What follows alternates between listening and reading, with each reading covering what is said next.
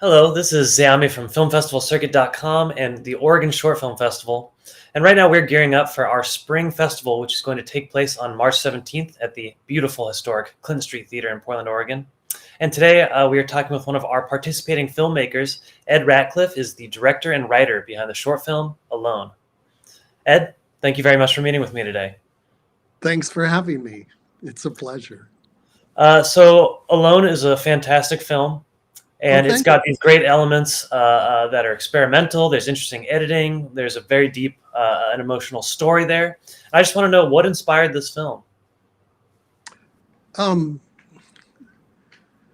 I wrote a letter poem many years ago to a friend when I was studying in New York City. And I've recently dug it out because some friends and I about a year ago started doing Salon of Shame in Seattle. Have you heard of it? No, I have not. What is that? It's a local sort of group, and you go down and you read things that you wrote when you were an adolescent. I love It's that. the lawn of shame. Okay.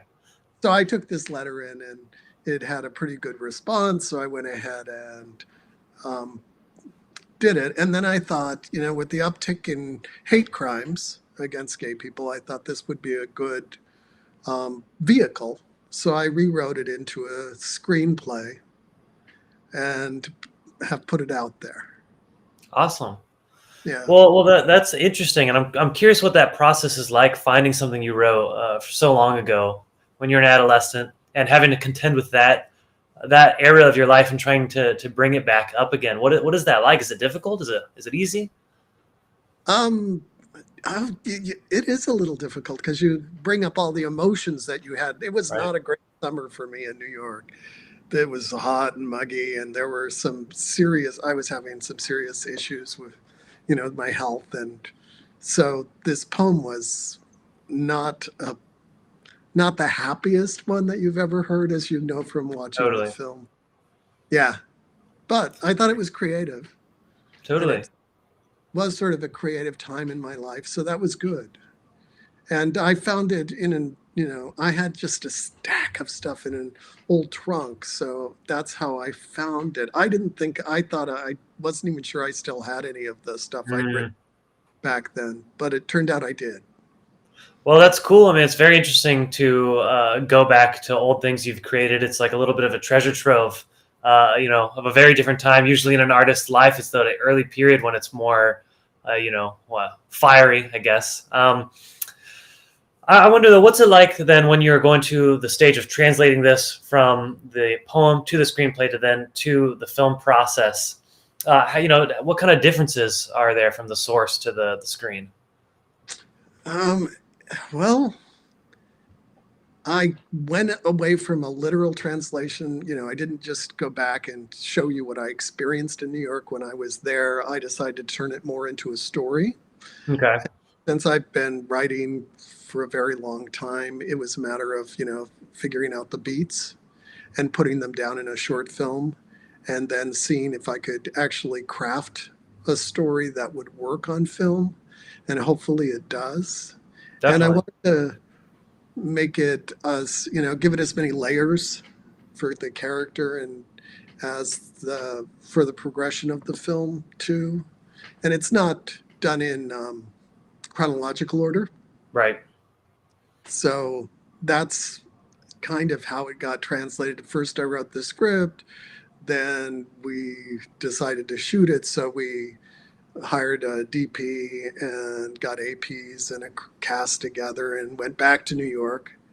And one of my best friends, Robert Long, he helped produce it and volunteered his apartment. And we Nice. were able to do it on New York streets, which was good. Actually, it was in Queens, but that was To us pretty, West Coasters, it's all the same thing. yeah.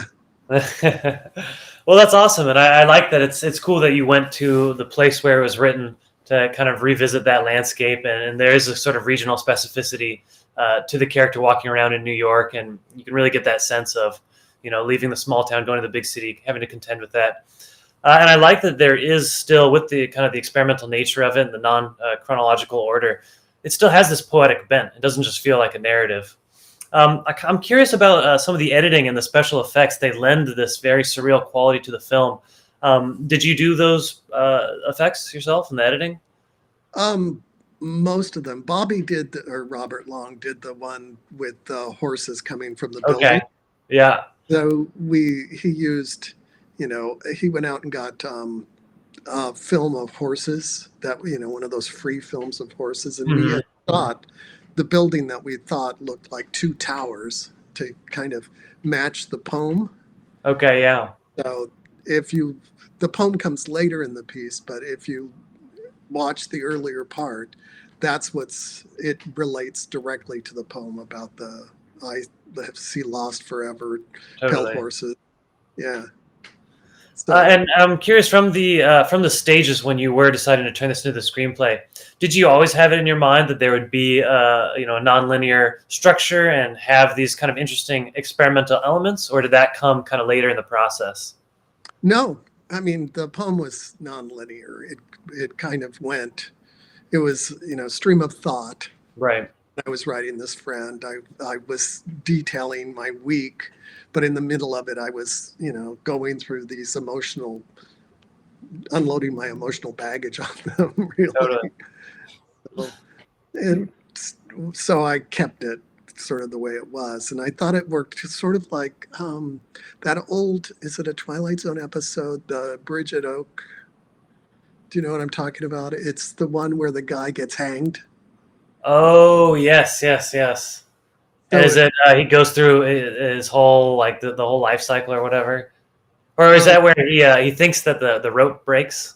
yes, Yeah, that's the yeah, yeah, yeah. yeah. That's a great one. I'm kind of curious, what was the shooting process like? And I'm specifically kind of interested in directing your lead actor, who is very emotive and offers a lot through non-dialogue, and also having to act oftentimes without a co-actor.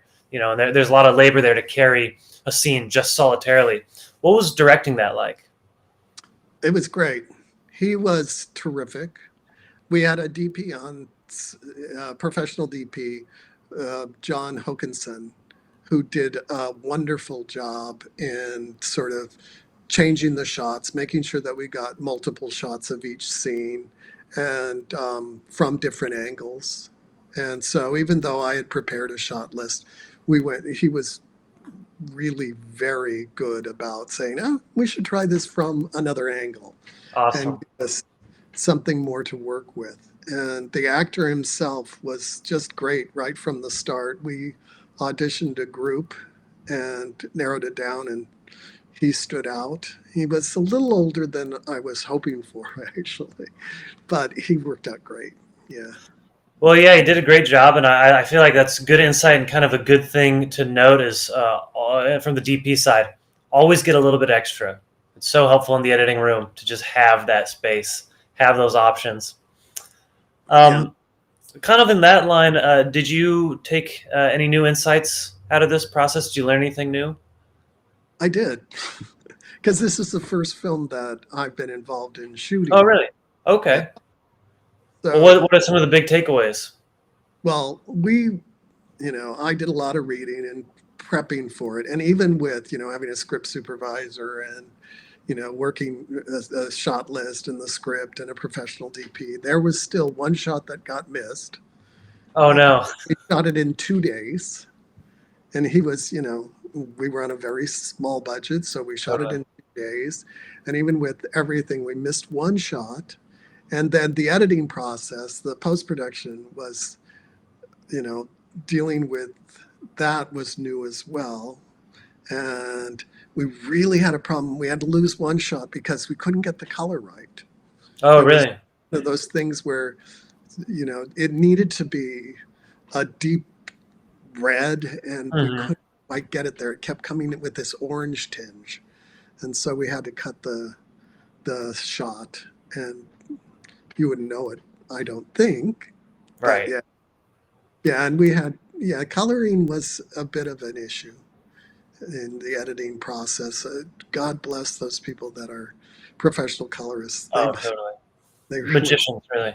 yeah, yeah, Well, I think that's good to hear that, in the broader scope of things, even if there's a shot where you think, I really like this shot, I really want to use this. If you have to sacrifice that one thing for the smooth whole, and it's a tough process, but I think that's one of the critical things that you have to learn, and you've taken away from this process.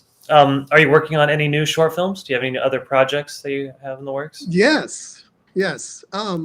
Robert wrote a script, and we're going to shoot it in the fall. It's Okay. called Sister's Keeper, and it's a horror film. Oh, awesome. Yeah, so it's a little campy, but it's dark. It's a woman who has she covets her sister's fiance, Oh, and interesting. so she finds someone to help her sort of break them up, and that's where the horror kind of comes in. And it's not very long, but I think it's really pretty fun. Excellent. Okay. And so you're going to start shooting that essentially in the Yes, fall? yes, back to New York. Okay. Exciting. Oh, great, great. Well, it's cool that you have momentum on some new projects, and I think seems you've got the filmmaking bug. That doesn't go away very Sure. easily. Are you Um, working on something? is there anything else you'd like? Not currently, no. But I get to watch tons and tons of short films for the film festivals and meet lots of filmmakers. So inspiration is always brewing. You can be sure of that. And I feel like this is kind of my cheat. I get like a master class where I can hear all the things that people learn and sort of just, really I'm just packing it in. If you have a great idea, you never know, maybe I'll steal it. But uh, do you have anything else you'd like to add about Alone? No, I hope that the people like it when they see it. Well, I think they will really like it on March 17th at the Oregon Short Film Festival. I really loved the experimental nature of it. I loved that it was touching. I really enjoyed the lead actor, and I think people are really going to get a kick out of this one. Great. Well, Ed, thank you so much for talking with me, and I'm looking forward to showing your work on the Yeah, big thanks screen. for setting this up. It's really great. Absolutely. Well, take You care. too. Bye. Goodbye.